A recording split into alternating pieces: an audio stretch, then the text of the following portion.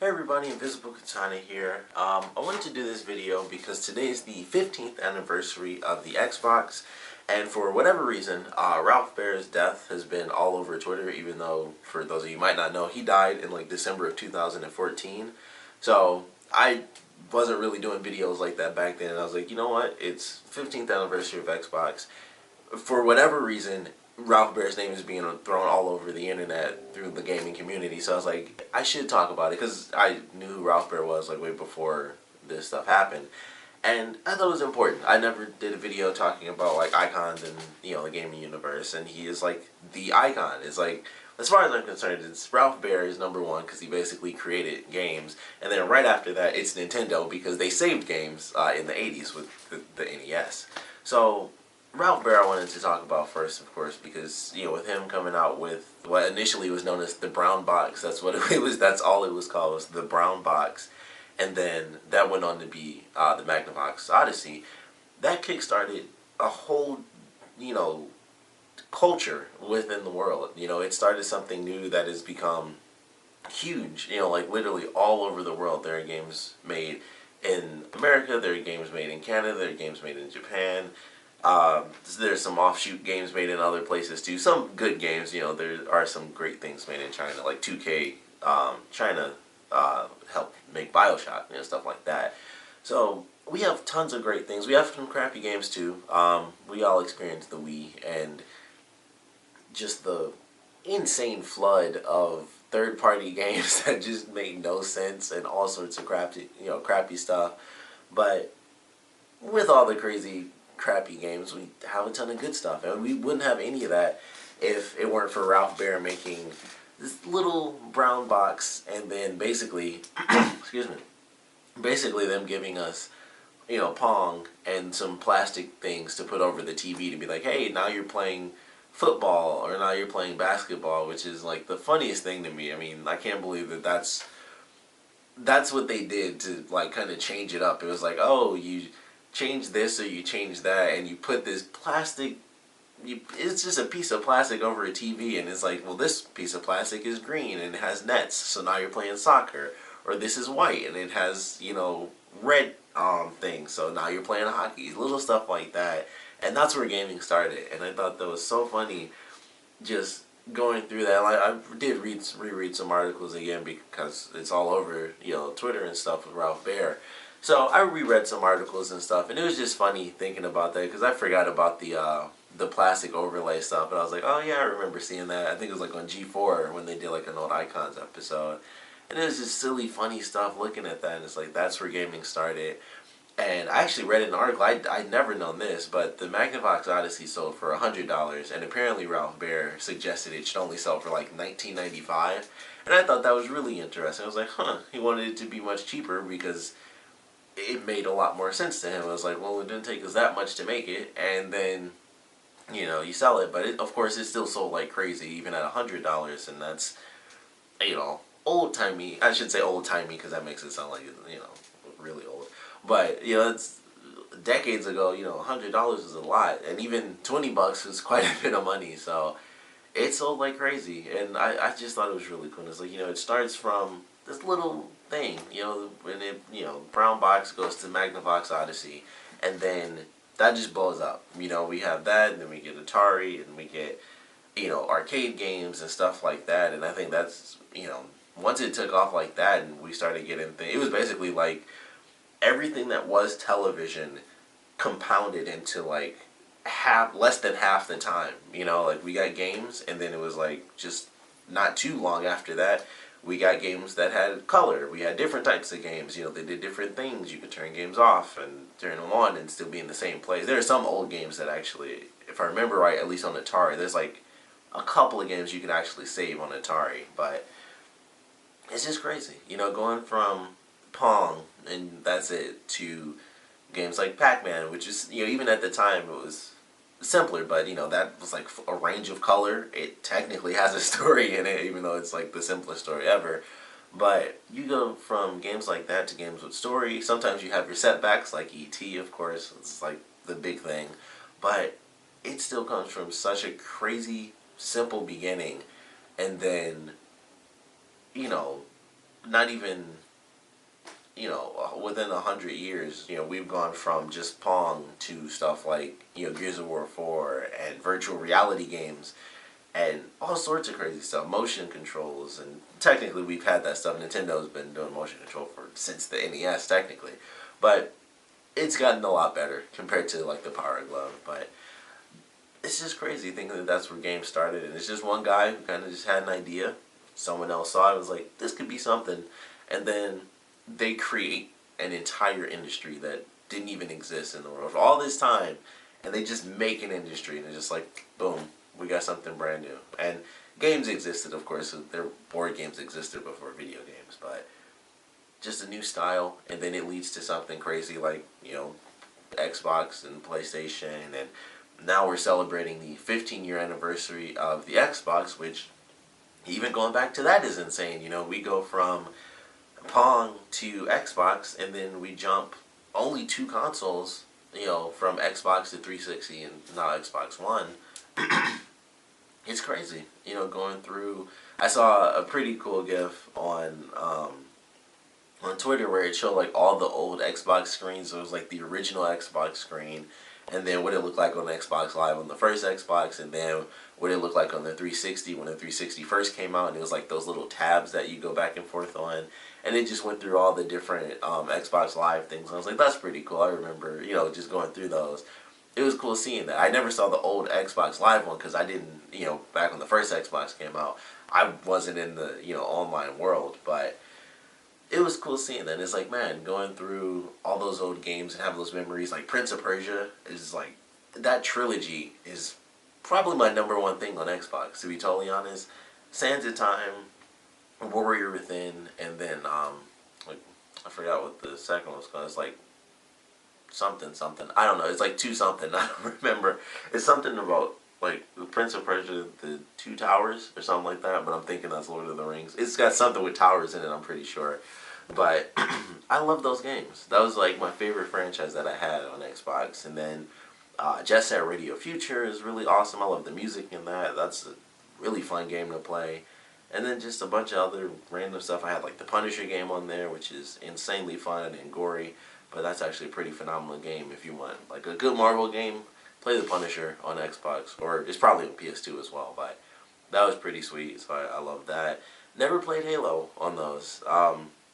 My cousin had the first Halo, and I remember it was, I think it was before I even had an Xbox, but it was like a few years after it came out was when I finally got one. But I played Halo on his Xbox, and that was the only time I played Halo. That is it. I've played demos of some of the other Halo games, but I played the first Halo, and ever since then, I have not played a Halo game outside the demos. It's been like, and I think I only played demos for like 2 other Halo games. I think it was Halo Reach. Actually, that might have been it. I think I've only played Halo 1 and Halo Reach. No, I played Halo 2. I have played Halo 2 because I was at a friend's house, and this is actually way more recent. That was probably only like 3 years ago when I played Halo 2 for the first time. So, crazy stuff like that. We didn't even play the story. We were just playing multiplayer. So, it's just funny, like, some of the staples of, like, Xbox I haven't really experienced, things like that. But I love my Xbox. I still have it. I still have my Xbox, and I still have my 360. Neither of which really get played now, because I'm on current gen stuff, which is, at this point, only PS4, and I'm waiting for, I'm actually waiting for the Scorpio to come out, because I'm like, they announced it, so I'm like, well, I'll just wait for that, and whatever games I want, I'll probably get downloaded. But I do want Gears of War 4. I want that now because they're still doing the thing where you get all the old games. And I'm like, oh, I want that so bad, but I don't have an Xbox One, and I don't know if it's going to go on sale for Black Friday because I don't want to get it full price because I'd have to buy it on PC, so I still have to figure that out too if I have to upgrade to Windows 10 because I kind of don't like it because it was messing up a bunch of my Steam games. So I'm like, I don't know if I want to risk that. But I love my Xbox. Going back to the first time I played my 360,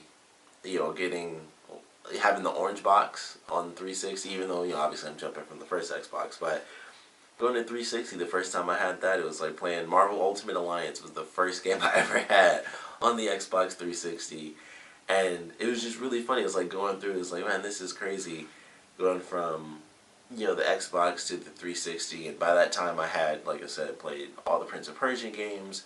I had, like that first disc that they had when you first get the Xbox, it was Jet Set Radio, and then the other side was like Sega GT 2002 or something like that. It was some racing game. I suck at racing games, and I just never really like them anyway, which is why I suck, because I don't ever play them.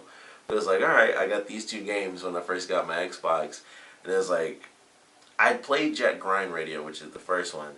So I love Jet Set Radio Future, and I got like, when I first got my Xbox, I got like the whole suite. It was like my grandmother got me and my aunt. We both got Xboxes, and we both got, it was like it was the full-on setup. It was like, here's the console, here's an extra controller, here's a carrying case for the console, here's the little remotes that the games used to have, which I think I still have my PS2 one as well, when you could, so you can watch like DVDs and stuff and just use a normal remote. So it was like, here's the remote for that, and carrying case. I don't know where any of that stuff is anymore. I know where the Xbox is because I have it at my house, and I have my games and my controller. But like that whole, I remember when I first got it, we had like the bag, and we had the remote and all that stuff. I don't know where any of that is anymore. Like, I just have the console, the controllers, and my games. Whole fancy bag setup, not a clue. Lost to time. I have no idea where it is anymore. But it's funny thinking about that. Like, when I first got it, we had like the whole setup. This is the only time I've ever felt this way. But I did not want an Xbox. When I first got it, I was like, oh man, I didn't want an Xbox, because it was, kind of like it is even today. Like, sometimes when a console first comes out, there's not much on it. And that's how I felt about the Xbox when I got it, even though it was about a year. Maybe it wasn't 2 years. Maybe it was only about a year or so. But it was some Christmas. It was for Christmas, which is why me and my aunt got it at the same time. So, it was fun. It's funny thinking back on that. Like, man, I didn't even want an Xbox, but I'm glad I got it. I got my Prince of Persia on there. I'm trying to think if that was even on PlayStation 2 when the first one actually first came out. I think it was only on Xbox when it first came out. But I got that. I got my other random games. Eventually I got Punisher. I bought that years later. And I got it used from GameStop, so I don't even have the actual cover. I got that crappy GameStop cover on it. So I got that. I have Van Helsing for the first Xbox, which is actually a fun game when I played it. Tons of cheat codes, weird visuals too. You can, like, the cheat codes will change the visuals, and it's like the world is moving and stuff around you, all sorts of craziness. But I enjoyed that. It was really fun having an Xbox. I'm glad I had it because I got to play some really phenomenal games on it. Stuff like Jet Set Radio Future. That's not on any other system. I think it finally got re-released like 2 years ago or something like that. I know the first one did. I'm pretty sure Jet Set Radio Future did as well, but I don't know, it's crazy looking back on the Xbox and, jumping from that to now, where we've gone with graphics and franchises that still are continuing on, like Halo and stuff like that, even if it's somewhat declined. I know a lot of people didn't exactly enjoy Halo 5, but, Halo 4 people didn't hate, so it's still, continued on, and it's still going from then. And, Prince of Persia made, like, its minor return. They had, like, Forgotten Sands, and they tried to reboot the franchise on 360, which, sadly, that failed, and I was really upset about that, because I bought that game, and it was like, oh, I actually want to see where this goes. And, of course, it wasn't popular enough to continue on, but, some of those franchises have still gone on. Of course, Halo being the big one, the staple, which is, it was Halo, and then 360 had gear, so then they kind of doubled up on, like, the crazy shooter experience with first person and then third person, and both those are, still going on strong today. Halo has, like, a million little offshoots. They're doing, Halo Wars 2 is supposed to be coming out. I believe that's next year. It could be this year. But it's crazy, Xbox is 15 years old. We're on the Xbox One, about to be on, like, the Xbox, I guess, 1.75, because I guess the Xbox One S is the 1.5. I don't know, but whatever we're getting with the Scorpio, it's going to be like 4K gaming and stuff like that, and we've come so far as online play and what we can get and what we can do, and games, and then downloading movies and seeing E3 live. You can just go right on your Xbox and do it and stuff like that. And it's just crazy. Going back to when I first got an Xbox, and it was just like, ugh, I didn't want this. I think I wanted, because I already had a PlayStation, so I guess I wanted a GameCube at the time. I don't know why, because I can't think of anything that was out that I really wanted on the GameCube. But I guess I did. I wanted a GameCube, I guess, before I wanted the Xbox. But it definitely worked in my advantage. Eventually, I got a GameCube anyway, so it doesn't really matter. But looking back on it, it's funny to think that my first actual experience with the Xbox is on Christmas. I got a brand new game console, and I was a little douchebag of a kid. Like, oh, I didn't want this. I wanted a GameCube. So I was a little asshole. But it's funny looking back on it. But I'm glad I have my Xbox. You know, going through to Xbox 360, like I said, playing all those games. Dead Rising, still one of my favorites.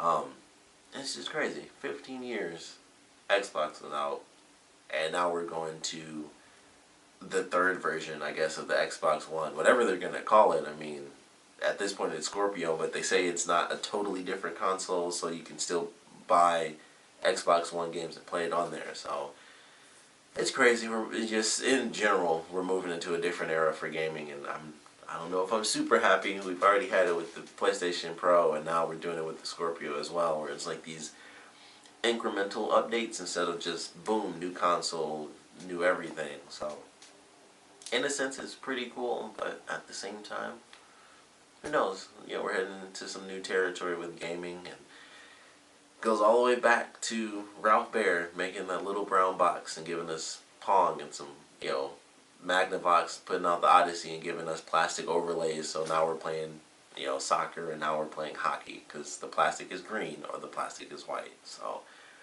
we've come an insanely long way since then. We've developed, you know, some of the best stories I've ever seen and experienced in any, you know, media. You know, it's like a blockbuster culture that's even surpassing films at this point, and games are being made like films too. And you know, sometimes we have our live action stuff based on video games. Halo is a good example of that.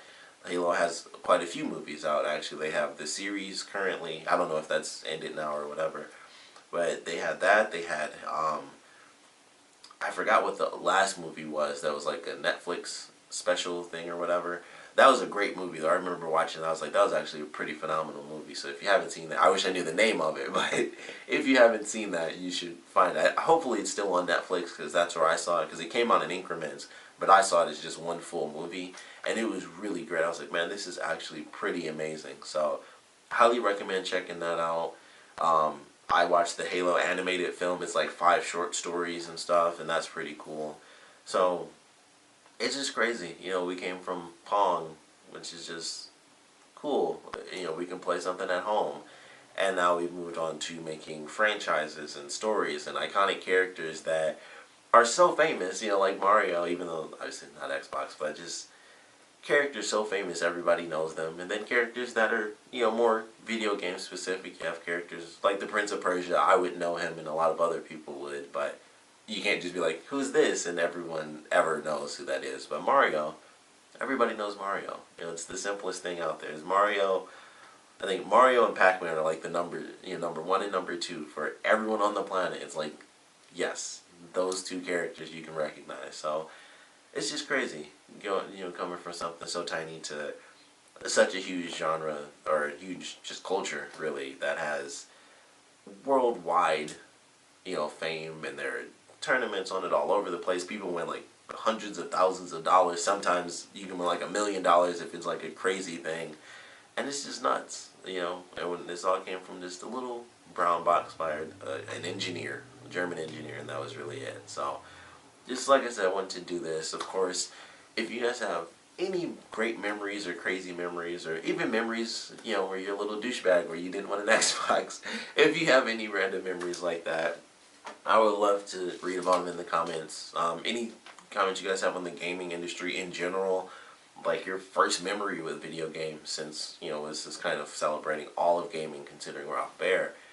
Any gaming memories in general, if you want to talk specifically about Xbox, and you can do that as well. But whatever you guys want to talk about, put it down in the comment section below. And of course, thank you guys for watching.